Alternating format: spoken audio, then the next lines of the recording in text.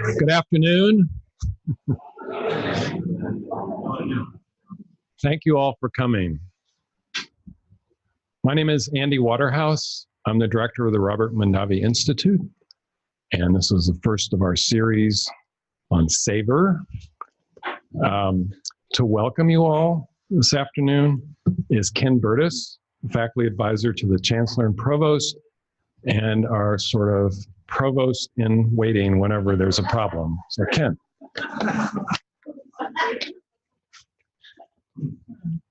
Thank you, Andy. That's a new one. So good evening, everyone. I'm also a professor of genetics. It is my privilege to welcome you to From Farm to Table and Back Again, Innovations to Feed More with Less. This is the inaugural event in the new UC Davis series that Andy mentioned, Savor, Lectures on Food and Wine. And I'm very honored to introduce you to what promises to be an important and fascinating new forum. This evening's topic sells itself, invoking the viral ideas of farm to table, innovation, and more with less, as well as sustainability. We should all be grateful that a large and rapidly growing portion of a population of this country and others are keenly interested in these concepts, finding in them both urgent calls to action and pathways towards a better future. More specifically, this event this evening focuses on food waste, which at first hearing sounds like a less appealing topic than farm to table. It is easy to understand how the physical character of food waste, the practical obstacles in finding effective solutions, and cultural factors have helped keep this problem hidden in plain sight. This is clearly a highly complex problem requiring a multidisciplinary response. And yet, the fact that food waste is a large, ubiquitous problem has a silver lining. It means that we can do a very great deal of good for society and for the planet by attacking it. I know we're all eager to hear our two featured speakers, and we have a couple more people to hear from before they begin. So let me quickly move on to say a few words about this new lecture series, as well as today's event. Savor, Lectures on Food and Wine, is a truly exciting addition to the intellectual conversation at UC Davis and to our region. As a public university, we pursue a mission of excellence in education and research across the full spectrum of disciplines and professions for the benefit of California and for the world. Part of our mandate is to disseminate knowledge and to foster dialogue with other experts and with the public through events such as this one. We are especially excited by this series because it so closely reflects our institutional priorities and leverages our special strengths. We are committed to addressing the grand challenges facing our society and planet. We strongly support cutting-edge, multidisciplinary approaches to urgent, complex problems. We are ranked #1 in the nation and #2 in the world in agriculture, as well as #1 in the world in agricultural economics and policy. In addition, we are the 3rd greenest university in the world, according to some, and #7 in the world in ecology and the environment.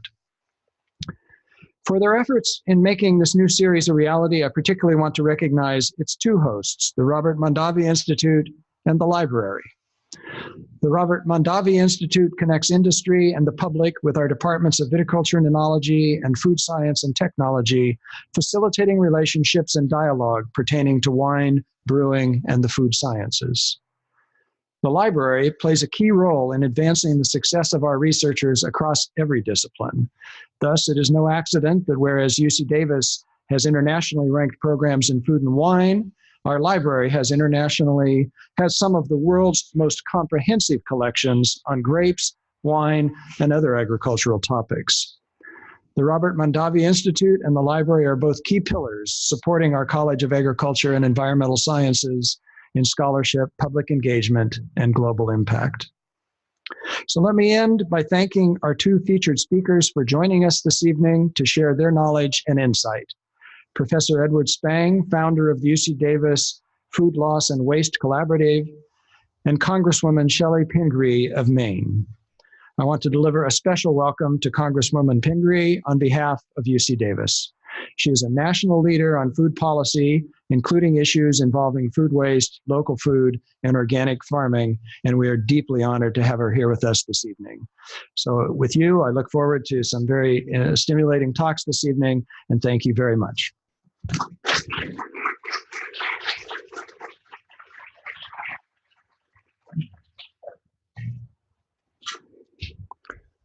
Thanks so much, Ken, for your greeting and informative remarks about the RMI in the library. As the new RMI director, Robert Mondavi Institute, I'm very proud to be working with the library on this new lectureship series.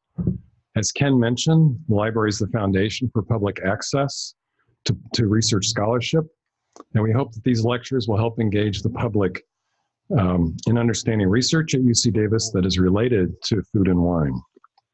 Robert Mondavi established the Institute in order to provide a prestigious forum for discussing important ideas related to food and wine, and today's lecture certainly fulfills that goal. Before I introduce our faculty speaker, I also want to welcome the Honorable Shelley Pingree to UC Davis and thank her for presenting at our program this evening. Our first speaker is Edward Spang, also known as Ned, or better known as Ned. Ned is from the Boston area. He attended Dartmouth, followed by Tufts, where he earned his PhD in international relations, but with a focus on water systems. While he was a doctorate student, and I'm particularly impressed by this, he also worked full-time across town at MIT on energy systems. His subsequent scholarship has looked at the connections between energy and water use, and that focus led him to look at food waste in the context of both energy and water losses. Here at UC Davis, he continues to split his efforts with 2 appointments. He's an assistant professor in food science and technology, but also the associate director of the Center for Water Energy Efficiency. His research has been focusing on measuring food losses, in particular pre-harvest farm losses, an area that has been overlooked to date.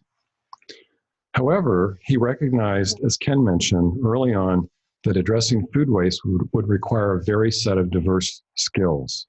So he initiated the Food Loss and Waste Collaborative, which includes researchers from all across campus, many different disciplines. And what really impresses me, he even welcomes outsiders from UC Berkeley. Today, Ned is presenting the first part of the program entitled From Farm to Table and Back Again, Innovations to Feed More with Less. Ned.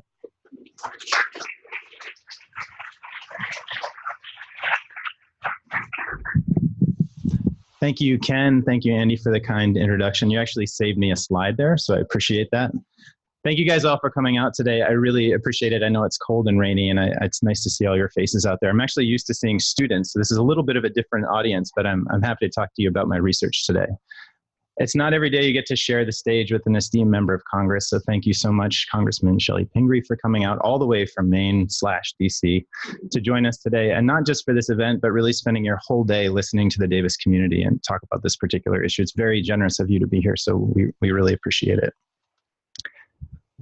So to give you a quick outline of what's to come in my talk, I'll give a briefer introduction now of myself, talk a little bit about food loss and waste and why I was interested in this topic, talk about 3 research areas where I've been working on this issue, and finally talk a little bit about emerging topics and future efforts in this area.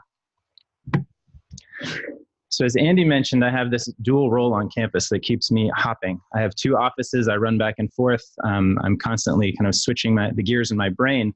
But what's happened over time is that these 2 roles have really converged. I'm really thinking every day about food and water and energy and how they're related. When we waste any of these resources, we're wasting some of the resources that are linked to them. So as Andy mentioned, I came to campus in 2011 and spent a lot of time measuring that interaction between water and energy systems. And this really matters in California because we've spent a lot of money on energy efficiency and we have a lot of money to spend on energy efficiency. However, on the water side, we do not have the same amount of money. We don't have statewide funds to conserve water. And so what we were trying to expose in our studies is that if you invest in water conservation, you can actually measure energy savings with that investment. And so it really opens up an opportunity for a win-win situation to save 2 resources. When I was hired into the Food Science and Technology department that was looking to include some more natural resource understanding into the study of food, maybe for a lack of creativity, I just took the same approach to food systems. I saw that there was a tremendous amount of waste, and it really sort of bothered me that all the investments to grow and transport and process our food weren't going to their full utilization. We were wasting water, we were wasting energy, we were wasting land, pesticides, fertilizer, you name it. And we weren't really doing a good job of closing the loop either. So I'm interested in this idea of when there is waste in these systems, and it's always going to be inevitable, how do we capture that waste and put it back to some productive use and not just have a net cost on our hands? So when we look at food loss and waste, you will see some big numbers out there, even in the media these days. It's kind of a hot topic. And the reason why is that we see this loss everywhere. You all experience it in your homes. We see it on farms. We see it in processing plants and in the grocery stores, restaurants, you name it. It happens everywhere. When you try to sum all that up together, and the FAO, the Food and Agricultural Organization of the United Nations, has done this at the global scale, it's about 1/3 of all the food we produce. And that's a pretty shocking figure to try to wrap your head around. In a follow-up study, they attempted to calculate the economic costs associated with that, the environmental costs associated with that, and the social costs. And they came up with likewise staggering numbers of approximately $1 trillion of economic losses, $700 billion of environmental losses, and 800 or actually 900 billion in social losses. These numbers are likely imperfect. There's probably a lot of uncertainty in trying to estimate these numbers at a large scale, but the magnitude is probably pretty accurate. And so this represents a lot of money, a lot of problems that are a result of systems that aren't working perhaps as good as they could be. I like some of these other figures to try to put these big numbers into perspective. So the croplands associated with all the food that's grown but never eaten is about the size of China. It represents about 8% of global greenhouse gases, which if you think about it in terms of a country, food loss and waste would be the 3rd largest emitter behind the United States and China of greenhouse gases. The international community has responded to this issue. It's really been finally recognized as the important issue that it is. And the United States Sustainable Development Goal 12.3 is to reduce food loss and waste by 50% by 2030. So this is a really important first step to recognize this at the international level. And what's happened since is that we actually recognize this in the United States. The USDA and EPA have committed to having food loss and waste by 2030, and businesses are just doing this on their own. So once we set a target, we can start to all get behind it. And this is something that everybody recognizes. It's hard. There's not many proponents for food waste out there. They're hard to find. If you find them, send them my way. Another reason I'm really interested in this topic is that it is complicated. It seems like we all know what food loss and waste is. We experience it in our homes, as I said. Yet when we look across the food supply chain, how we define food, how we define losses, how we define waste, it matters in how we perform research and the decisions we make. So a few things to think about when we look across the food supply chain. First of all, was that food grown, that land used, was that growing food for human consumption? Because we grow corn for ethanol. We grow corn, we grow alfalfa to feed animals. So where are we drawing the boundaries around the food that's actually being lost or wasted when we try to measure these numbers at a large scale? We also want to understand the drivers behind food loss and waste. It's nice to know the quantities, but if we don't know the reason behind the losses, it's hard to do anything to fix it. So what caused the spoilage? What caused the damage? Was it packaging? Was it a refrigerated truck that broke down? There's millions of reasons across the food supply chain of why we lose food. There's also a differentiation between what we consider edible and what we consider inedible. So you might talk to, and this differs from person to person, this differs from culture to culture. So this is not a scientific breakdown between what's edible and inedible. And you read some studies and they use these words, but it's hard to understand what they're talking about because it's not necessarily transparent where they're drawing that boundary. And finally, we have edible discards that are happening across the food supply chain. This is just simply, usually, a result of mismatched supply and demand. There's a surplus somewhere in the supply chain. Sometimes we have a surplus in our own homes. We just can't eat what's there, and it spoils. There's also a distinction between the actual terms food losses and food waste based on the food supply chain. So food losses generally represent losses that happen pre-consumer, and waste happens once the food reaches the consumer. And this can be in your homes, but it can also be restaurants or other food service locations. There's another perspective in the literature that refers to food waste or food losses as overconsumption of food. And I don't study this directly. It takes sort of a more health approach to the idea. But I do experience it directly when I'm at home. And I think I'm doing a good job with food waste by eating all the leftovers my kids leave on their plate. But it's exceeding my metabolic needs. So I don't know I don't know if it's really necessarily a good thing to do. Finally, the destination of the food loss and waste matters. So it doesn't just stop, it doesn't just end in the garbage can. We have to understand where it's headed. And there's kind of an actual prioritization of where we'd like these kind of unavoidable losses to end up. So the first thing we'd like to do is not have it fall out of the food supply chain in the first place. So if we can kind of recapture some of this edible food and use it as donations or reformulate it as a new food product and get it back into the human supply chain, that's a good first step. Another option is to feed animals. It's not a direct pass back into the food supply chain, but indirectly by feeding animals, we're displacing the animal feed that they rely on and can save some resources there. There's also opportunities for biochemical extraction, and there's a lot of work on this topic at UC Davis. I can give you one example where researchers have looked at grape pomace. So when we make our lovely wine at the winery at the Robert Mondavi Institute, we have the leftover grape pomace and seeds. And you can extract really novel compounds from this waste stream, such as anthocyanins, which can either be a nutritional supplement or even a dye for textiles. But really there's more value there than there is in this pile of waste that you're producing as a result of wine. Anaerobic digestion is an interesting technology. This is where, and it's been around for a long time. This is actually nothing new, but it's something we're turning to for many reasons actually, for recycling organics and also producing bioenergy. Because when you anaerobically digest food waste, you produce biogas. You can then use that biogas directly, or you can produce electricity, and now you're getting energy out of this previously, worthless material, or perceived as worthless.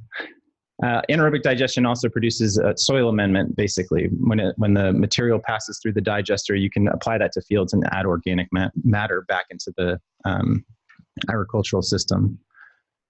Beyond that, there's composting. Again, we're using that organic material back on the fields. It's putting it to productive use, but we're not producing energy along the way. And finally, the worst case scenario is to put this in a landfill. Basically, all that happens is it's converting to greenhouse gases and making things worse. So we really want to try to avoid that at all costs where possible. The other option is really to prevent this as much as possible. I mean, there is that hierarchy of destinations, but really preventing the food loss and waste in the first place is the number one goal. So we really have to think of this issue from these multiple dimensions to come up with solutions and develop ways where we can measure if those solutions are effective so that we continue to make the right choices. So thinking about the entire food supply chain, I'll talk about a few research projects I have. On the farm, thinking about the resources we put into growing food and trying to understand losses, I was working on a project with a few colleagues here to really understand the grower perspective on losses. And so, as Andy mentioned, we recognized that there was a lack of understanding of the amount of losses on the farm, but there was also a lack of kind of a qualitative understanding from the grower perspective why the losses were occurring. So we simultaneously tried to answer those two questions, get the farmer perspective on how much losses were occurring and what they were seeing as barriers to recovering more food from the field. We examined three main crop types: tomatoes, peaches, and leafy greens. We conducted over 30 interviews with growers in the area. We learned a lot in this particular project.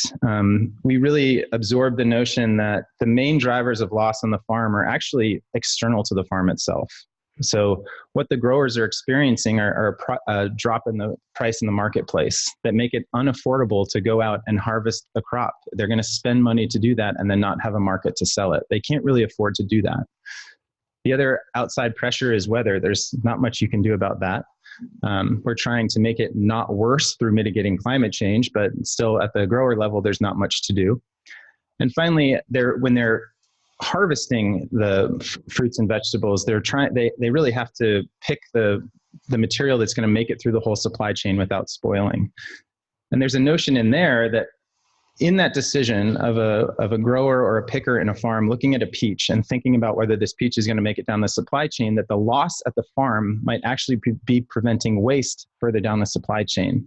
And that's actually a positive outcome, because on the farm, that material is going to go back to organic material and be recycled into the agricultural system.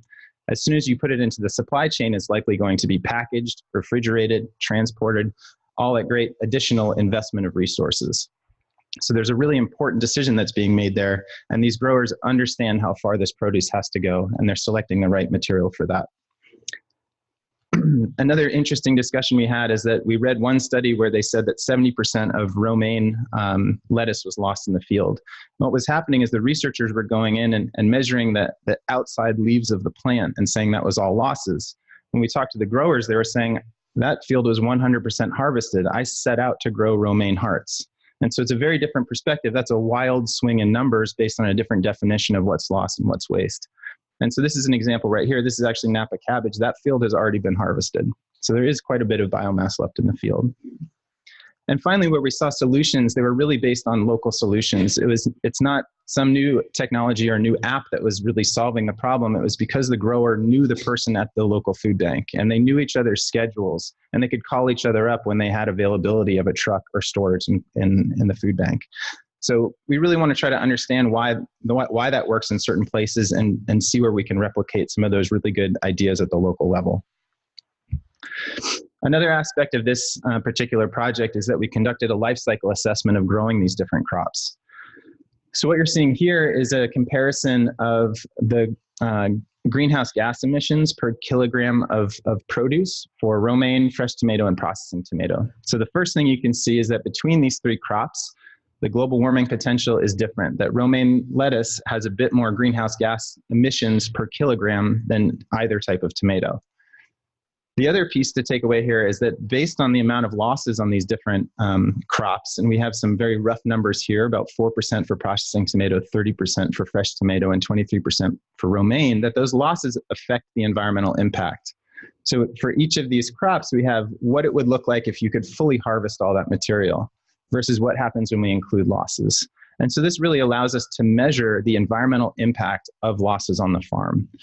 And I hope this kind of creates some additional incentive to try to get more crops out of the farm. But again, we run into some of those economic limitations from the grower perspective. Another study I worked on was looking at farm losses from more of a top-down approach. So this isn't going to the growers, this isn't going to the farms, it was actually relying on USDA data. And we were really trying to understand what data does the USDA collect on losses, and how do we understand the complexity of losses on the farm using high-level national data. And what we were able to do, I was working with a graduate student, we kept looking over the different data sets, and we found that for potatoes, there was this unique combination of data available. One was that they had a separation of acres that were never harvested. So they have acres planted and acres harvested. So you can subtract those two and just know which acres were never harvested at all. So that's pre-harvest losses. Then we wanted to understand, well, why are there pre-harvest losses? So we turned to another USDA data set from the risk management agency that tracks crop insurance. And so there you get an idea of where people said, hey, I lost my crop because it was too cold, it was too wet, it was too dry, any of those reasons. And we could kind of translate that back to the acres planted, acres harvested, and get an understanding of why there were losses pre-harvest. The next data set we found for this particular study was a unique study to potatoes that had people go behind the potato harvester and actually collect all the potato material and weigh it. So we had an understanding of after it was harvested, what was still left in the field. And finally, there was data on the amount of irrigated water applied to the crop. So putting these all together, we started to actually get a more complete picture of those different dynamics of loss and waste on the farm. The results here are just showing the harvest losses relative to pre-harvest losses relative to total production, which is the gray bar. So this is for 7 leading potato producing states: Idaho, Washington, Wisconsin, North Dakota, Oregon, Minnesota, and Maine. You can see that the harvest losses are greater than the pre-harvest losses. And the interesting thing here is that when you're mechanically harvesting, potatoes are just falling through chains. So if they're too small, they fall right through the chains and are left in the field. So if you actually just decrease the size of the chains a little bit, you can get some smaller potatoes into the marketplace. And this actually adds up significantly. What they were measuring here were only potatoes that were between 1.5 inches and 2 inches, which the USDA considered marketable. So the growers were setting it at 2 inches. Meanwhile, the USDA was saying these are actually marketable potatoes that are left behind. That's a pretty easy fix in this particular situation. When we converted this to the water embedded in the potato losses, we had these results as well. So on the left, you have the absolute amount of water in those states embedded in the potato losses. And on the right, we normalize these numbers for the total production of potatoes in those states. So you can see that this is kind of total amount of water losses, and this is the intensity of water losses when you put together, water losses in potato losses, when you put it all together. And so that allows the states to be comparable. And I hope you all notice that Maine is really off the hook here because they don't use very much irrigation in Maine at all. So it's rain-fed potato agriculture, and what we were really tracking was irrigated water. I didn't just do this for the Congresswoman. It just worked out that way. All right, so for the next project, this was less traditional academic research, and it was really an opportunity to connect students to industry to experiment with coming up with new food products. So I was approached by the CEO of a juice company in Richmond, California, that made really high value juices that he sold in the marketplace, but he was starting to feel guilty about all the juice pulp that was going out of the back door at his juice company. So he came and spoke to me and said, I'm really thinking there could be some value in this, this fibrous product that has nutritional value. And I think we should try to get it back into the human supply chain. He was actually sending it out as animal feed. So in terms of that food recovery hierarchy, he wasn't making a bad decision. He was doing pretty good. But this was a really fun project for my students. So we set a few goalposts for them. They had to measure and characterize the waste stream that they were using. They had to monitor the waste diverted through the product design. It had to taste good. So that's a sensory scale of greater than 6 on the hedonic scale. And they had to produce the product at less than $2 per 100 gram. And we were trying to have it be a low cost product because we're actually leveraging a waste stream here. We thought we could do this at a lower cost. They came up with some crazy ideas. They really thought broadly. They had a vegetable pomace kimchi that I actually thought was really good because it's spreadable. Once it's gone through a juicer, it's not the big chunks. It's the spreadable kimchi that I really liked. There was one I was a little mixed on. They tried to make sort of a pulled pork sandwich with fibrous kale, and the barbecue sauce was all right, but the pulled pork, credit for thinking outside the box. But then they ended up on this final product called the Mocha Bite. And what was neat here is that they were thinking outside the box, not just with their designs, but what the material was on site. So beyond fruit and vegetable pulp, they also noticed that they were making almond milk at this site, and they were making cold brew coffee. And so one of my students, who happened to be culinarily quite talented, came up with the Mocha Bite and used almond pumice and cold brew coffee grounds to make the Mocha Bite, which is down here in the lower corner. As she continued to work on this, she developed a coconut mint flavor, a peanut butter chocolate flavor, and a matcha green tea. The students had done everything I asked them to do. They were amazing. They met all those parameters. We're very happy with the work, and I did my job as a faculty member and just nudged them a little bit further. And what I wanted them to do is actually enter a business competition with this idea. It was really kind of an interesting approach to the food system. There was an opportunity on campus. We have a Big Bang competition every year. And there was an opportunity for an award to do more with less. So I said, you guys should go for it. You have no business training, so write a business plan. And sure enough, they tied for first place, and they were able to split $5,000 from the business competition. And this was picked up a story in the media that was really exciting. Madison up in the corner, who developed the Mocha Bite, that's her at the fancy food show in San Francisco, which is quite a big deal. She made 1,000 samples to pass out at the fancy food show, and she was interviewed at the site. So this really captures the imagination to take this approach to upcycling food products. And Dan Kurzrock is here. If you want to raise your hand, Dan, real quick. His company is called Regrained, and his bars are outside. And what Dan is doing is he's taking spent grains from the brewing process and making bars, and actually making an ingredient called the super grain that you'll probably find in more products in the future. But this idea is catching on. People really like the story behind this kind of product. One more project for you guys is actually going back to this farm to table and back again idea. So what do we do with unavoidable food waste? I mentioned before anaerobic digestion, and actually this is a really important topic for California right now. Under the legislation, Senate Bill 1383, we are going to be required to divert 75% of our organic waste from landfills by 2025. That's a massive shift in material in our state. What we don't know is what that infrastructure should look like. And on top of that, what's interesting about this policy is they're recognizing that food recovery hierarchy I mentioned earlier, and they embedded in the legislation recovering 20% of edible food as well. So this is a real challenge for Cal Recycle that is going to enforce this regulation. not just to develop the infrastructure, but figure out how much edible food we were throwing away in the first place. So this requires some fundamental measurement and also the deployment of new infrastructure. The question we were asking was that current AD systems tend to be relatively large. They're not necessarily located where the food is being produced. And so what happens if we, instead of trucking food waste, which is a heavy kind of low energy material long distances, what if we shorten the distance that we have to travel with this material and use a collection of much smaller digesters that are spread out over the area rather than large centralized systems? So we applied for a California Energy Commission grant that was successful, and we partnered with a company in Seattle that makes these containerized anaerobic digesters.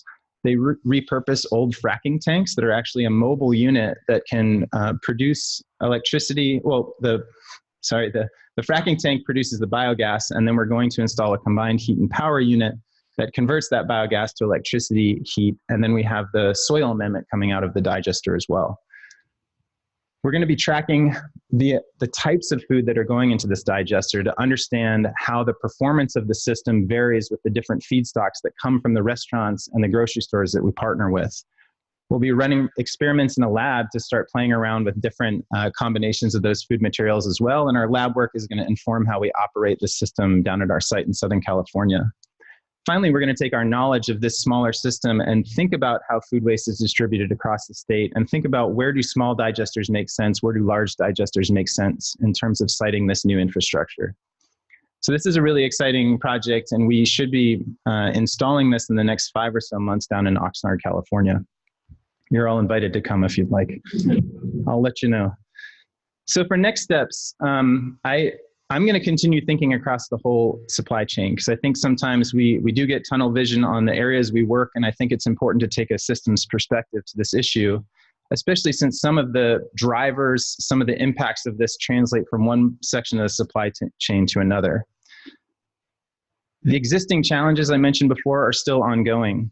We have inconsistent concepts and definitions of this issue, and not that we all have to agree on the same one, but we have to be transparent on what we're studying. And so that's something that we really feel strongly about. And I just worked on a review article with a number of colleagues here on campus, and that was one of our major suggestions, was this transparency in what we're measuring. Finally, we also looked at that FAO report I cited before, about 1/3 of the food lost and wasted, and we evaluated the quality of the data behind that study by portion of the supply chain and food type. And basically, if you look at this graphic, I don't expect you to read these numbers or anything, but the good data are the white boxes. The gray boxes, the medium data, isn't even very medium. It's pretty much data that does not exist, or it was measured once in one whole region and transferred to another entirely different region. So there's a lot of gaps in this data. And thinking from a kind of solutions-oriented perspective, we have to address the larger drivers of food loss and waste. So what I mean by that is when we went to the farm and we heard that the drivers weren't really happening on the farm, we need to step back and find out where they are happening. Is it the grading standards for the produce? Is it unstable markets? Is it anything we can do with drier and hotter climate that we can come up with better plants that are more hardy in those conditions? As I mentioned before, it requires an interdisciplinary perspective and a systems-based perspective. All of these things are connected, and it's hard to study one piece without thinking about the whole. Finally, it's going to take it a portfolio approach. I know I represented those destinations in a hierarchical order, but we're going to require all of them to handle the amount of waste that we're talking about. It's just a matter of matching the right destination, the right solution to the right, the appropriately site for the particular waste stream that we're addressing. Finally, the programs we do implement require robust evaluation. That's really missing in the literature. We need to know what works. If we're going to invest a lot of money in this, we need to know what solutions work the best. And finally, there's opportunities to leverage emerging technologies, just better tracking of this kind of thing. We have sensors that are much cheaper. We can track things with barcodes and RFID tags much easier now. Let's apply some of that knowledge to the waste streams, and we can save ourselves a bit of a headache down the line. And finally, as Andy mentioned, while I was looking at this issue myself, I've been inspired by the colleagues around me, and I really felt like UC Davis had a unique collection of expertise to apply to this issue and really kind of be a formidable research center to look at this topic. And I kind of floated the idea of setting up a collaborative, but I was amazed at how quickly people came together around the issue. So in a short amount of time, less than 2 years, we have over 60 members of this food loss and waste collaborative, and they represent more than 15 different departments and research centers on campus. More importantly, this is not just faculty members, this is faculty members, students, and even staff on campus that are in our dining services department, our Office of Sustainability. So everyone's really at the table to look at this issue. And we roughly organize ourselves around many of those emerging issues I mentioned: measurement and characterization, supply chain efficiency, understanding consumer behavior, and I'm hoping I've shaped your behavior when you leave here today. And then some of those novel food waste recycling processes. How do we extract more value out of the food system? And we have folks that are, feeding food waste to insects and using that as a new pathway for handling food waste. So there's a lot of exciting opportunity. I want to thank all of the colleagues that were involved in the work I showed you. A lot of external partners involved here, funding from a variety of agencies that have supported this work. I certainly would not be able to do any of this alone. And thank you very much. I appreciate you listening.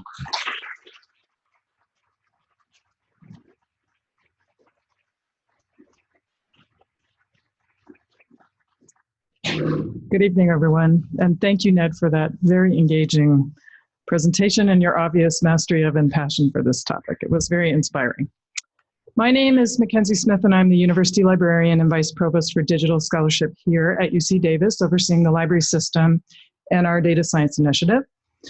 And the library, as you heard, is partnering with the Robert Mondavi Institute to bring tonight's program and launch this new lecture series on food and wine, areas in which, as Ken Burtis mentioned, UC Davis is internationally famous for. For the second half of our program this evening, it is my very great privilege to introduce our guest speaker, who you've already heard something about, Congresswoman Shelley Pingree. And I'm going to take a pause to do that and hope that someone can tell us how to get the Congresswoman slides up. Hopefully they're the ones underneath there. Okay, great. So who is our speaker tonight?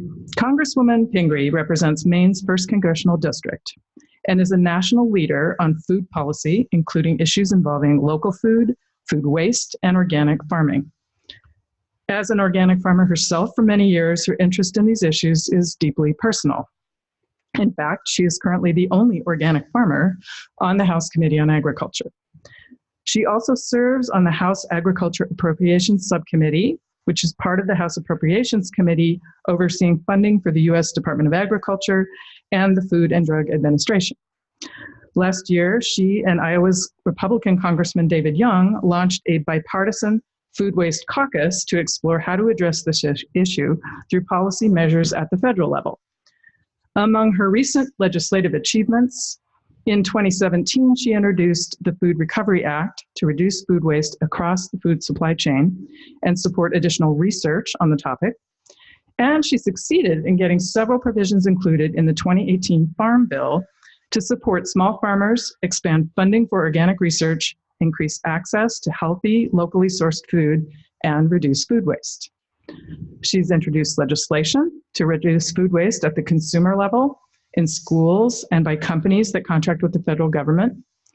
She's advocated for the USDA to support composting as a way to reduce the amount of food waste going to landfills.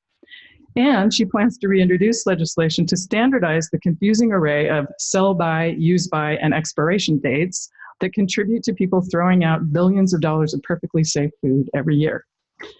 When we sat down to develop this first program in our new speaker series on food and wine, Congresswoman Pingree was at the top of our list to bring to UC Davis because she is, without doubt, the most prominent member of Congress addressing the problem of food loss and waste today. As the nation's leading ag school, we could think of no more appropriate way to kick things off. So please join me in giving a warm UC Davis welcome to Congresswoman Pingree.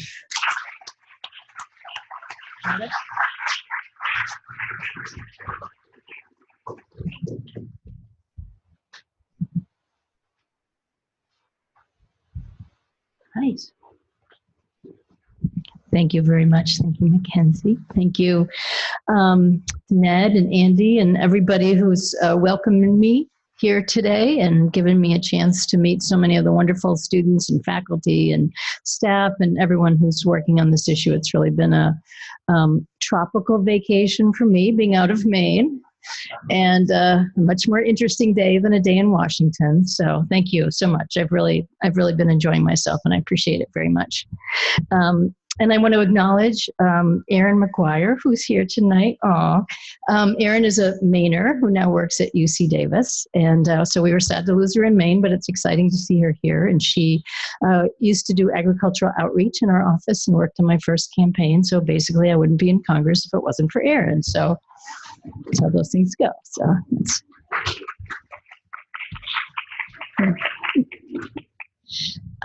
and I know there's a lot of people who work in the academic field and students in the room who are very used to slide presentations. In politics, we hardly ever get to use them because we're standing on the floor of the House of Representatives. So excuse me if I get confused by the notes and the slides, but hopefully it'll provide a few pictures to explain some of what I'm talking about. But anyway, I'm really excited to be here and passionate about the topic and love anything to do with agriculture and farming. So it's just fun for me to be in a crowd that's interested in all of this.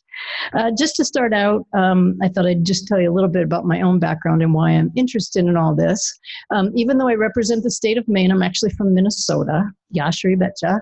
And I'm from a Scandinavian family. My grandfather was a Norwegian immigrant, and they had a dairy farm in southern Minnesota, so I'm the little baby in the picture.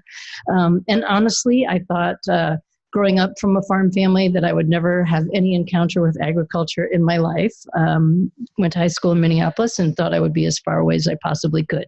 But circumstances developed, and I ended up in the state of Maine in the early 1970s in sort of the back to the land era, and got very interested in sustainable farming and food and agriculture. I was lucky enough to be a student at College of the Atlantic in Bar Harbor, Maine. So I actually have a degree in human ecology, and it's the first time I've ever gotten to meet a few other people who do as well. So thank you for introducing me to people who didn't say, what in the world is that all about? And interestingly, as my work-study job in college, I ran the composting operation. So in 1975, there I was making compost. Little did I know what a hot topic it would be in the future. For most of the last 40-some years, I have been living on this island off the coast of Maine. This is the island of North Haven, which is in Penobscot Bay in Maine, in the heart of lobster fishing territory, but also in what used to be a very agricultural community. If you were there in 1860, there wouldn't have been a tree on the island, and there would have been 79 farms producing everything from dairy products to strawberries to lamb, much of which was sold in the Boston market because the steamship would come by every night and pick things up and have them in Boston the next morning. So you don't think of Maine as an agricultural state, but actually we have a lot of history there and a real resurgence in what's going on. So I've run a small farm and a market garden operation for much of the last 45 years. That's a long time ago when my kids were little, and they now run much of the operation. And today we still have a farm called the Turner Farm, and we run an inn and restaurant that actually goes back over 100 years, the original inn. And our farm serves, farm-to-table meals and barn dinners and kind of all of the things that have really become an important part of agricultural marketing today. This is a picture of our farm in the summer. Doesn't look like that today, I'll tell you, but we do grow, because of our short season, we grow in movable plastic hoop houses, and then we also grow in 3 permanent greenhouses that are heated by waste wood that we collect on the property. So we are a year-round operation and actually have a winter CSA selling kale and spinach and things that we can grow and sustain in the winter. This here today would be like a nice June day for us. So picture that in below zero weather. So anyway, that's a little bit about what I do, and I'm very interested in, while I'm here to talk about food waste, in my 10 years in Congress, I have been serving either on the Agriculture Committee or Agriculture Appropriations, and I'm particularly interested in organic and sustainable agriculture and the impact of climate change and how farms can be an important part of the solution, and farming techniques can be encouraged that will help us deal with some of the greenhouse gas issues. And also I work on local food production and, everything related to that that's been often left out of our food system. And we try to encourage its introduction into the Farm Bill and into our agricultural appropriations. So that's kind of my focus.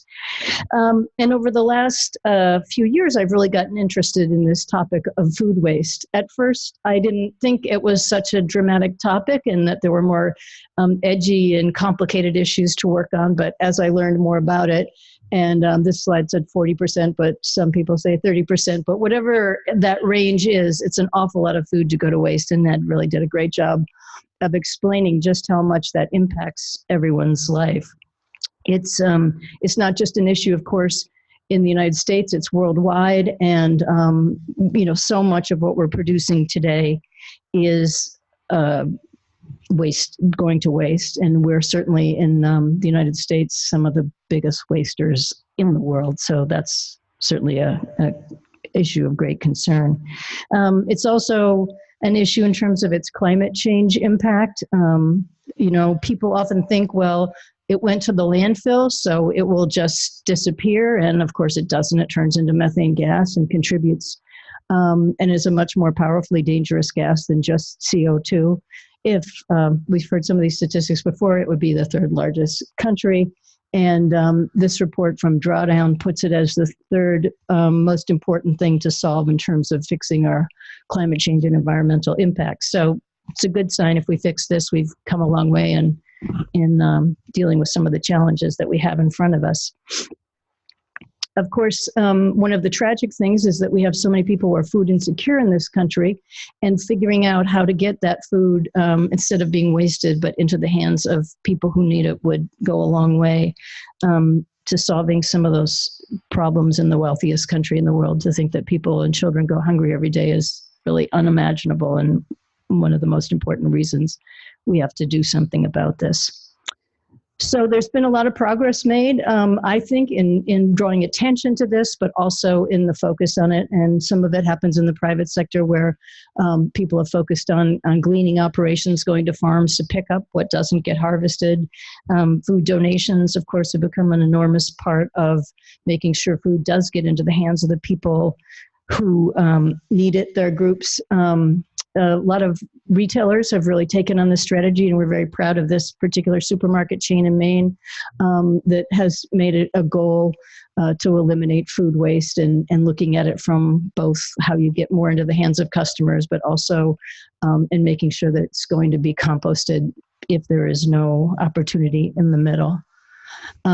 Feeding the 5,000 done by Tristram Stewart has been a great way to sort of outline and showcase this in cities around the country where lunches are produced for people, and feeding 5,000 people off of food waste. And then, of course, some of the things that were talked about methane gas production and using energy production and composting. And a lot of municipalities now have these garbage to garden systems where you can have someone come and collect your food waste. But I think there's a lot more we could be doing, and that's a lot of what I've been doing working on this particular issue. So in 2015, here in my local food co-op with all the supportive players in this field, we introduced the Food Recovery Act first in 2015 and then again in 2017. And as you've heard a little bit about it, it's a really comprehensive bill, and that's often what you do in Congress. You try to write a very comprehensive piece of legislation that covers everything across the entire food system and what we need to do, whether it's on a school or a farm or a restaurant or retail operation. And then your goal, because perhaps as you've heard, that it's hard to get a big piece of legislation passed in Congress today. It's sometimes hard to get anything passed in Congress today, but you can take a big comprehensive piece of legislation, make it a way to discuss everything, and then take pieces out. And that's some of what we've been working on. And so we've done a variety of things to try to promote this. Some of it has been to encourage schools and institutional partners to purchase what is called ugly fruit or ugly vegetables, things that don't meet the grade A specification, but are perfectly good to use and certainly are an important thing to do. working on proposals that give farmers credit for composting and seeing that as part of the strategy. And one thing you heard about earlier, and this has been a proposal we've been working on for a long time and hope we're getting a little closer, and this is on date labeling. You can see that products have a huge range of labels, and you've all had this experience where you go into the cupboard and you pull it up and you see this label and you think, okay, do I have to throw this away because it's a month after that date, or is it perfectly good? And in a lot of households, there's an argument that takes place between two people in the household. So we thought if we could sort of fix this problem, it would do a lot for domestic harmony. But the fact is that only infant formula is actually given a date label that has significance, and everything else is a decision made by the processor or manufacturer or the packager. So we've been working on a system that would basically say a best by date and a use by date, and the best by would indicate that it would be best if you ate this by a certain date, but the crackers or the soup won't make you ill, it won't harm you, it just wouldn't maybe necessarily taste as good. And then used by would be for those products where it was critically important not to eat it after that date. And of course, it would need to come with a whole education campaign so that we all knew actually what the labels meant. But if we had a starting point, we could do that. And we've had incredibly good cooperation actually from the food industry, which I think feels somewhat frustrated by this confusion too. But we have yet to get a piece of legislation passed. We think we're getting closer, and we've worked on with the industry on voluntary standards, but also to refine how to go about doing it. And some of the challenges are just the very idea of having an agency, whether it's the FDA or the USDA, that sets these standards and figure out what is the best date for every possible product you can imagine, and that's complicated. But we are hoping that we get past it. And interestingly, it may be the most cost-effective thing you can do to reduce food waste. There's a great report put out. It was called Refed, and they looked at it as one of the things that had the least amount of input to actually change in terms of what it cost, but a huge impact, not only in the home where you might throw away a lot of things that you don't need, but in a lot of retail establishments where everything's taken off the shelf, or states that have arbitrary labeling. So states can have all different sources of labeling, and it may not apply to exactly what the appropriate decision should be. So we would really love to pass this bill and are working hard to get ourselves to that point. And hopefully this will be the Congress that does it. So as you heard, we have been working on some of these provisions, and some of them we're going to have were included in the 2018 Farm Bill. We do a farm bill, as many of you know, because this is an agricultural college. We do this every 5 years, and hopefully we get it done on time. Sometimes it takes us a year longer. Sometimes it's extremely contentious.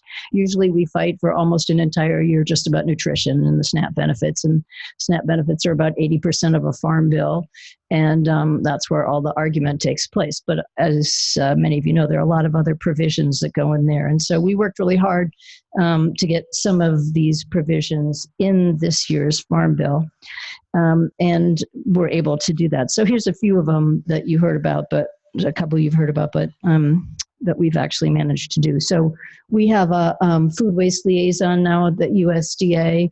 Unfortunately, the USDA has been shut down pretty much ever since Congress restarted again. But we're looking forward to that. That's the first full-time position that's been there for a very long time in relation to this. So that will help coordinate some of this work and put the focus on it. We have a new composting pilot program that the USDA can partner with local and municipal governments to help develop and test strategies that would support municipal composting plans and food waste reduction plans. And we have $25 million for that pilot program. So that's a great start. Biogas Opportunities Task Force, which is a glamorous title.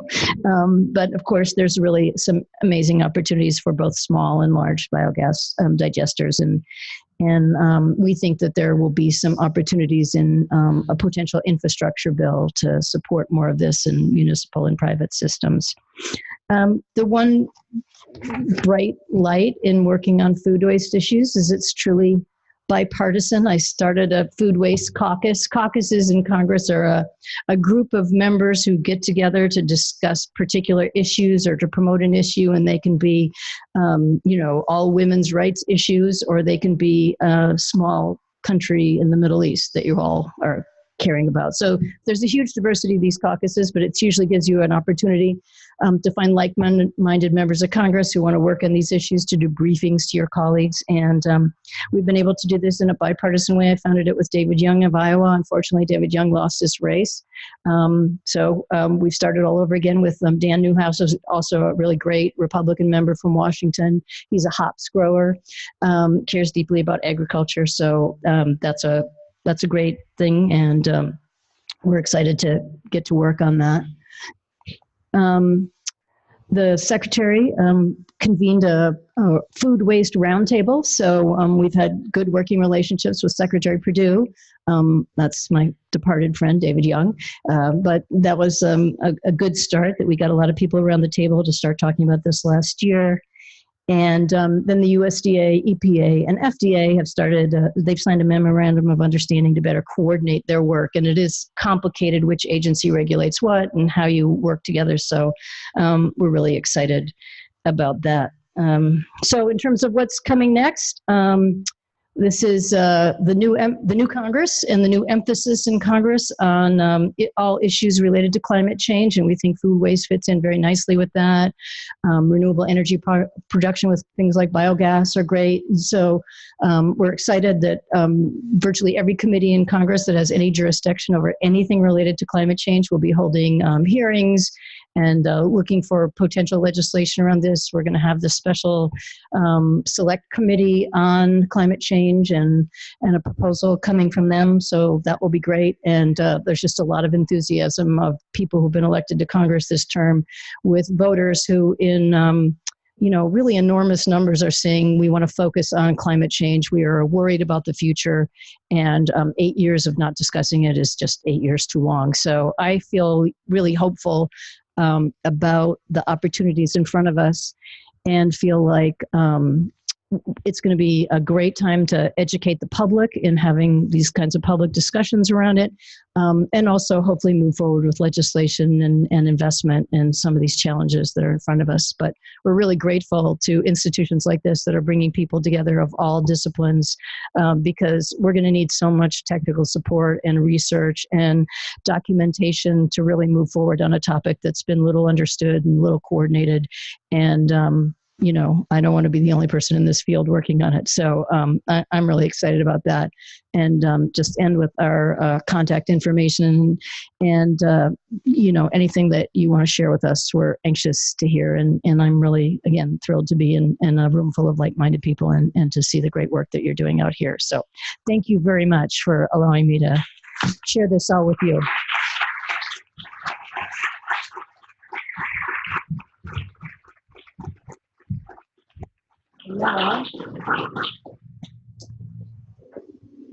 Thank you, Congresswoman. That was very interesting.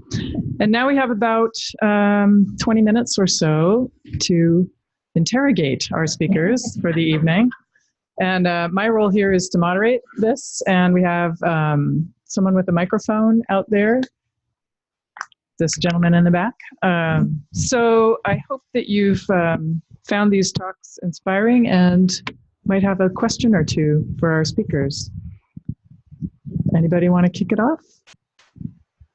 Andy.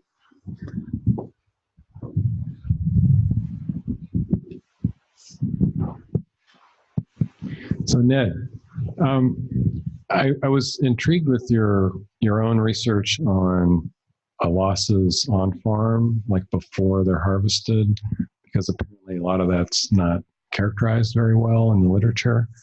And I guess I was wondering if you had to do one thing to help. I mean, I don't know if there is one thing, but if you had to do one thing to reduce those losses, would it be, I don't know, technical, or is more market driven? So I was just trying to probe you on what approaches might be the best in that situation. Good question. I wish I had a silver bullet response. But I do think a lot of it is market driven. So growers want to sell what they grow. So if there is an outlet for that, they will do it. Part of that is developing alternative markets. And I think of that kind of geographically. So if they're used to selling peaches long distances away, if they have some peaches that are overripe, they could find a local outlet to sell that a little bit more easily. We talked to one grower who had a peach in his hand and said, you know, this is the peach that'll make it to market. It'll break your windshield. But the peach that I could eat right now will never make it that far. So that peach that you can eat right now should hopefully make it somewhere. So that's one of those local solutions.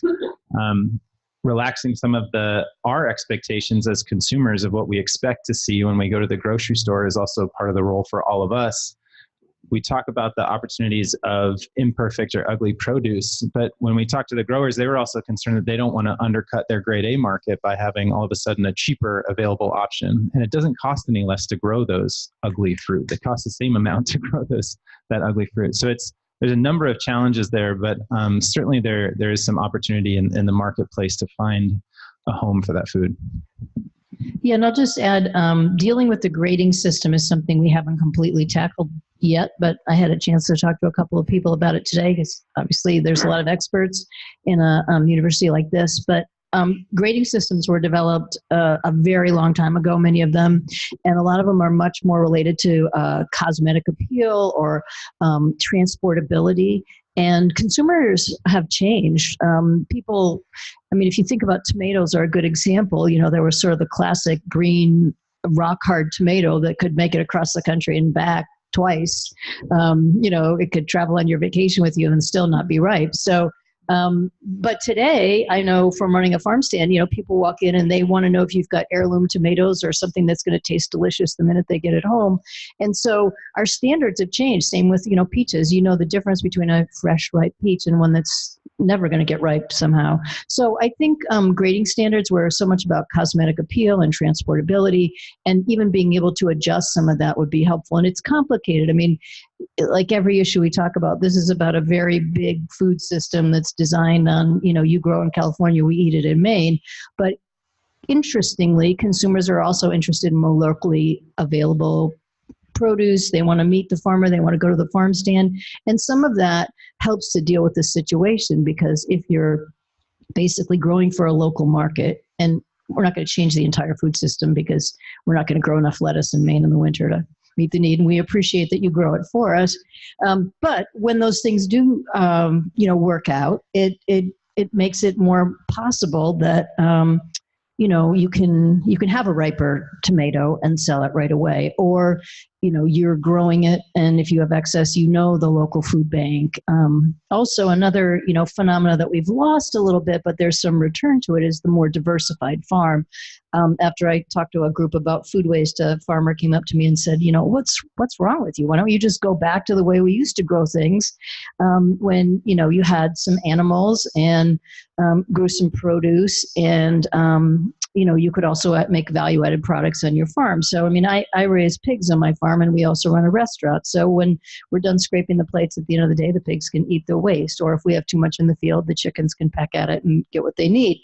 And so that kind of a diversified farm. And there are, you know, there are more examples of that sort of coming back, again, because consumers are interested, or people, you know, belong to a CSA that's part of a diversified farm, and there's a way to go about doing it. But we're not going to change all of American agriculture to do that, but those are things to think about, and in kind of a hidden value of a more diverse agricultural system than just, you know, sort of the way we've been going. Couple of questions in the back.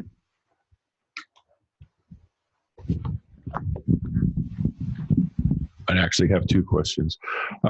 Ned, the anaerobic digester and the methane gases were on two different lines. So I'm kind of curious if the digesters create the methane gas, which is, you know, a very big problem for the atmosphere. And then for the representative, the dates, will you have both dates on the package? The best used by and discard by, which would give a range, of course, for discounting, as well as knowing what to do with what you have.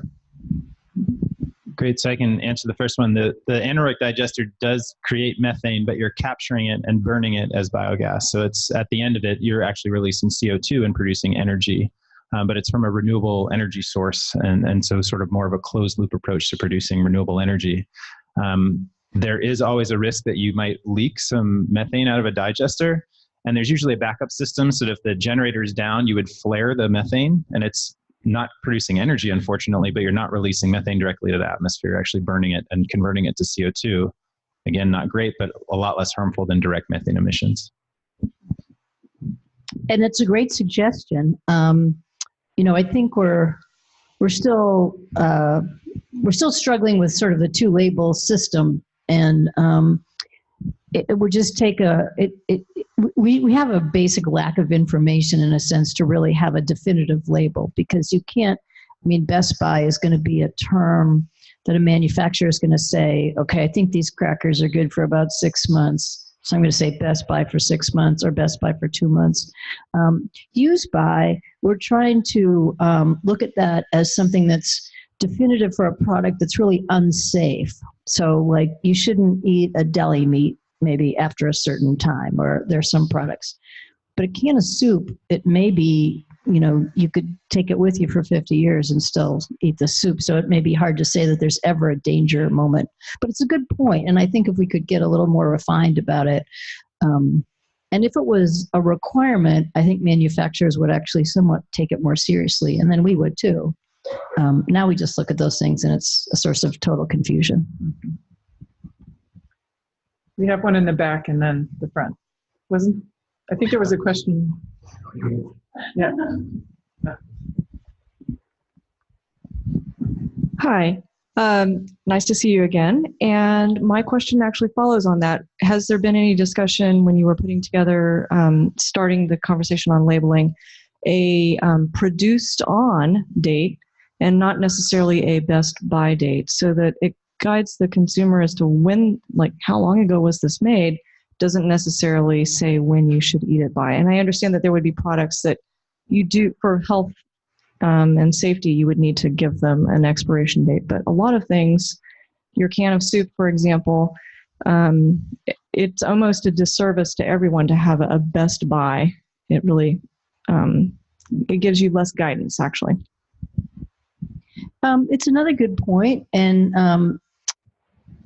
I think it's still, part of it is we just have sort of lost touch with a lot of information about food. So if you were to put a produce by date, I think it would be very useful for a lot of people who are like, oh, good, I'm glad to know that was the date this was made. And actually some products have that. You'll see that it'll say, what day it was bottled or put on the shelf.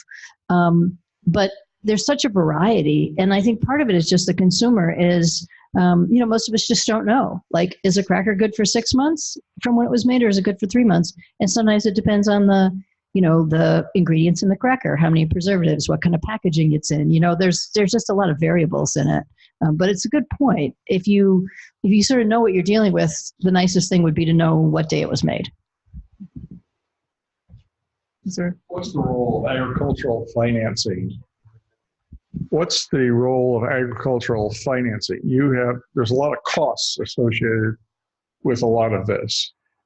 Has that community, in its variety of ways, been a facilitator, been an inhibitor, been interested?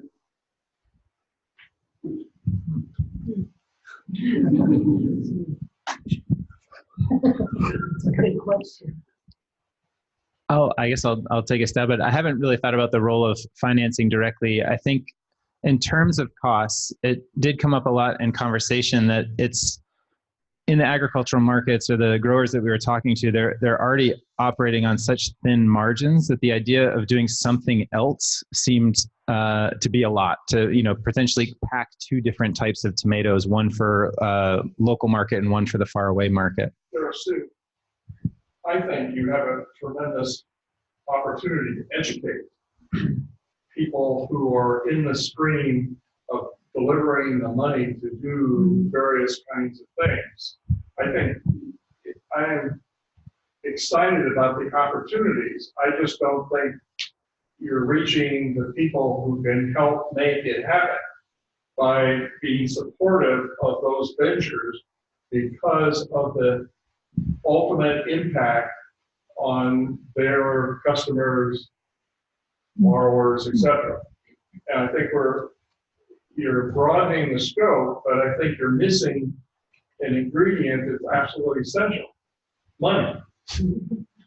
So are you thinking about, when you need to get financing, say, to be a farmer, that someone takes into account the losses that you're incurring and how you could account for that or do a better job with that? Or are you looking at people who are getting involved in businesses that might use a waste product?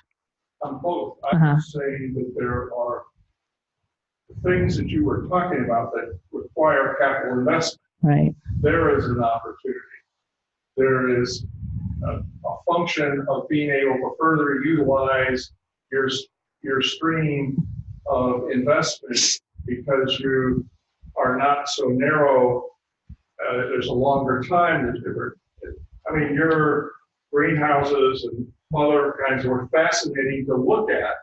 That technology has to be put into the general circulation so that then, hey, I can finance that to do something because I'm aware of it. You get a closed loop if everybody is people who are limited to knowing the science. You have to get into the stream of money. So I have kind of a related question to that, if we could take a different approach. And that is, in California, we're often willing to take risks and tax ourselves and try experiments. I happen to live in Berkeley, where we had the first soda tax in the country. And so what are examples or exemplars of local legislation or local investment from municipal or county or even state governments that could really make a difference? Are there examples from California that you're aware of, or other states where, we could think about doing something locally that would be a lot easier to implement than, a Food Recovery Act in the short term? Well, I do think, and maybe I'm not getting the right answer, but for that, obviously California, I forget the number of the legislation, but the one that says you can't put organic waste in a landfill. Mm-hmm. For example. That's going to create an enormous amount of innovation because all of a sudden we have to change. That's a dramatic change. And I think New York City has similar legislation coming up, the state of Vermont. So municipalities and then the giant state of California are actually going to push us to figure this out because, prior to this, you could run a restaurant and you just throw everything in the trash. Now that's not going to be an option. And so I think a lot of this innovation is going to start to happen very quickly as these things change. That's the stick approach. On the carrot side, I think there are municipalities that have voluntarily decided to have composting facilities at their landfill, partly because landfills are just filling up too quickly or dealing with all that organic waste being thrown away. So they'd rather sort of go into composting, and some municipalities are already doing that. So that's creating some innovation and opportunities. And there's some entrepreneurship going on because businesses are starting up that are part of the collection system or, making the compost and reselling it. That's just sort of one thing off the top of my head, but I think that's going to change things very dramatically. And I guess from the federal side, we've been looking for, part of what we have been trying to look at is existing programs that already are available to municipalities to deal with solid waste and making sure that they do cover anaerobic digesters and composting facilities, not just how big of a hole can you dig in your community and fill it up, or incinerators or other things that maybe aren't as productive. I would also add that the project I presented before in the small-scale anaerobic digester, there's a lot of uncertainty with that technology. Yeah. And so our role as an academic institution is to implement this and measure how it's performing so that we can provide some more guidance to entrepreneurs about whether this is an avenue worth pursuing. Right. And there's a lot of learning to get from point A to point B on that particular technology. Yeah. Okay, we have time for one or two more questions, so let's go to this side. Thank you.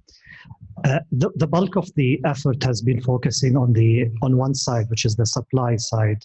We keep on pushing for our efficiencies and labeling to satisfy the demand. And if you look at all the efforts that have been taking place, it's always trying to push efficiency to get the best products or a certain set of products at the cheapest cost possible to satisfy the demand. And very little has been done from the demand side, where we try to train the users, which is us, on using different types of products.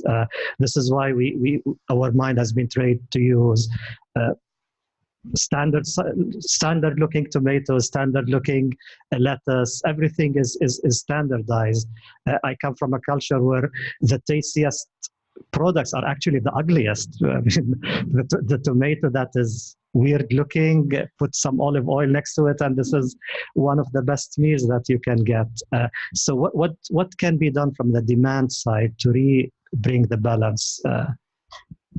Well, I do think that we've had a lot of change in our culture in the last 10 to 20 years. I mean, people really have sort of gone back to looking at taste, nutritional value. There has been some shifting back towards that, I think, from an era of just valuing, highly processed food or less tasty food, or forgetting what food was supposed to taste like. So, I mean, some of that is just cultural, and the more interest we have in it, and the more we sort of want to continue to change that, and the more we can make it available sort of regardless of your income level, that fruits and vegetables, and that's a valuable part of everything from school lunch to what people can access with things like SNAP benefits. So I think that's important. I also think there's a cultural thing. I mean, recycling became such a part of our culture post 70s and 80s that you wouldn't automatically throw a bottle in the trash if you were in a place where recycling was possible. Or in my state, we have a bottle bill. So, you get a 5-cent deposit on a bottle. So you just don't even think about throwing that away. It became part of our culture. And I think we've been in a very confused decade about things like climate change and what's our role in it. And we've been in this kind of political debate of, was it even real? Were we responsible? Did we have any obligation? And my intention is to, be part of bringing us back into that conversation again. And I think we have a tendency to want to be responsible if we know what we're supposed to do, but we've been so confused about what are we kind of supposed to do. So, not wasting food, I think we can reintroduce that idea. Everybody has a grandmother who told you not to waste your food and to clean your plate. And it's not a partisan issue. It's not ideological. We actually don't like looking at slides that say 30% of our food is wasted. So I think reintroducing that and bring it back is kind of on the demand side, and people will start to say like, oh, well, I shouldn't waste this food, or look, here's a way I can buy from the shelf that says this was going to go to waste, but take it home and make tomato sauce out of it, whatever. Yeah, I would agree. There's a real strong role to think about the consumer in this area as well. In the UK, they did a nationwide campaign called Love Food, Hate Waste. And I mentioned there's a lack of rigorous evaluation in a lot of these projects. That study was actually quite rigorous. And they measured about a 6 to 7% reduction in household food waste as a result of that campaign. So that's just spreading the word. But it's hard to do. It's hard to change people's minds. There are behavioral economists working in this area that are trying to think of little nudges here and there that can get us to change our habits. It's not an overnight fix. It's something that takes a long time. The third way I would think about kind of reaching out is to get this information into schools. Kids are some of the best receptors of this kind of information. And actually, oh, Amber, there you are. Raise your hand. Amber Stott is here from the Food Literacy Project. And so that's exactly their take on understanding food systems and sustainability, is to reach the young ones on some of these messages. And I think that's a growing thing in schools where, food waste is being talked about. Schools have school gardens. Schools are going back to doing cooking in the cafeteria instead of just having a prepackaged meal brought in for every student. And that's such a positive trend. And as you said, nobody wants their fifth grader coming home and yelling at them because they're wasting food, because we don't do that in school anymore. And that's some of the best ways to go about doing it. I think composting in the communities that have adopted composting, or that there are now commercial services available, I find that one of those like really fascinating things that we can return to. From my slide, you can see that I did it in college, and I've always had, a bucket of compost on the countertop. But for a long time in our culture, that's just been this idea. Why would you have garbage sitting on your countertop? What are you doing? We have garbage disposals. We do all those other things. But sort of reintroducing that ethic and saying, no, you fill up this bucket, you put it on the curb.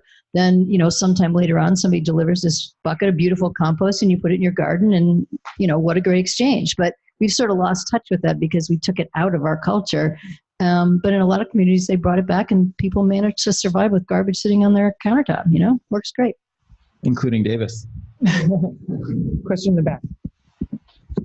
Hi, two quick ones. One, so Ned, you sit in, the food science department, et cetera. So putting on your science and technology enterprise hat, what would you request of the congresswoman to support from a deep tech, science and technology investment perspective? What is the technology or technologies that you would want her to support and invest more in at the federal level?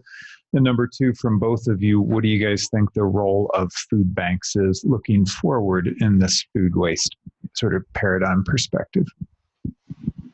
Those are two big questions. Thanks, Harold. I get really excited. My last note on the moving forward slide is really improving the information technology role in the food systems, because there's so many potential benefits of that. If we think to the recent romaine lettuce E. coli outbreak, where we knew this was an issue, but as soon as we found out where the particular region was, where the problematic lettuce was, we didn't really know which package of lettuce was from there or not. That is a solvable issue with today's technologies.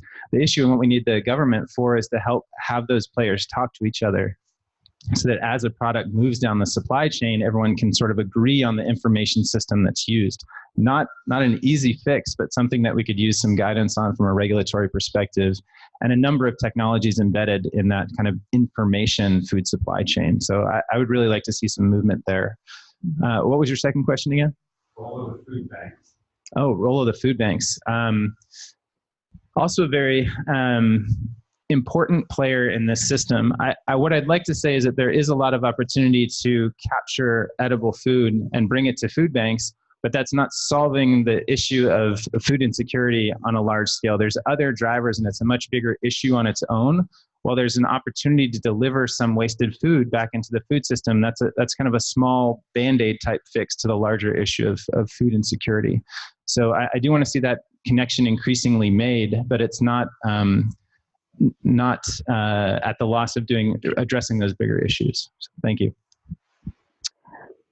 And so again, information technology, I think we've seen some really innovative work that people are doing, and we didn't really talk about it today, but, apps where people can, enter in information about what surplus food you have going on your farm, and, retailers or restaurateurs can find it. And there's just so much in this fast-paced information world. We don't do a very good job on data collection and information technology in the food system. It's just kind of a mishmash of a lot of confusing stuff that doesn't always work together and talk to each other. And food banks are really, they're just a critical part of the delivery system in dealing with waste food, whether it's, gleaners from food banks who go into fields and harvest things that wouldn't economically have been viable for the farmers donating to them, people who grow directly for them, organizations like, the wonderful student group here that's really doing a huge amount of work collecting surplus food at Davis and getting it to lots of food banks in the area. And those, they're part of a network in college campuses all over the country. And that's just great. There is a very complicated, debate that's going on. And I wish you guys would do a lot of research on this to explain to us what we should do. But food insecurity in our country, as I said early on, we shouldn't be the wealthiest nation in the world, and it'd be so hard for people to access food, and even harder to access healthy food. And food banks have done an incredible job. They're turning into these massive institutions with huge storage buildings and refrigerator space and distribution networks, and many of them are starting to focus on healthy, nutritious food, not just getting calories into people's diets and making that shift. And it's all been really impressive how they've met the challenge. Yet at some point, you shouldn't have to go to a food bank or a food pantry or deal with some kind of complicated and sometimes embarrassing system just because you're out of work for a while or because you're not making enough on your job to pay for the food you want to put on your family's table. And that's that's just such a contentious debate, is why I said 80 to 85% of the Farm Bill is about SNAP benefits and nutrition programs, and it's where we have huge fights every year, and it's usually what holds up the bill. But we should be figuring out a food distribution system in our country, so that is one thing you don't have to worry about.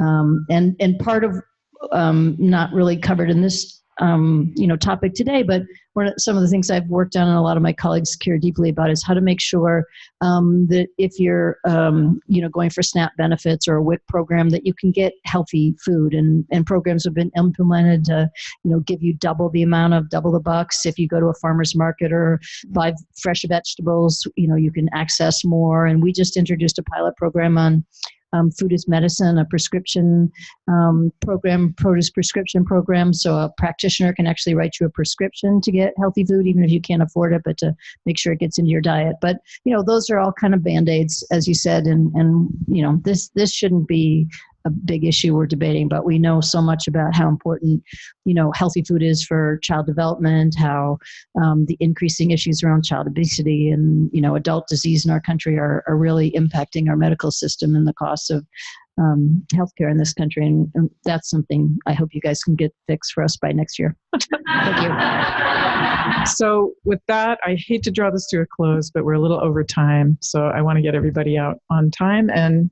please join me in thanking our speakers again.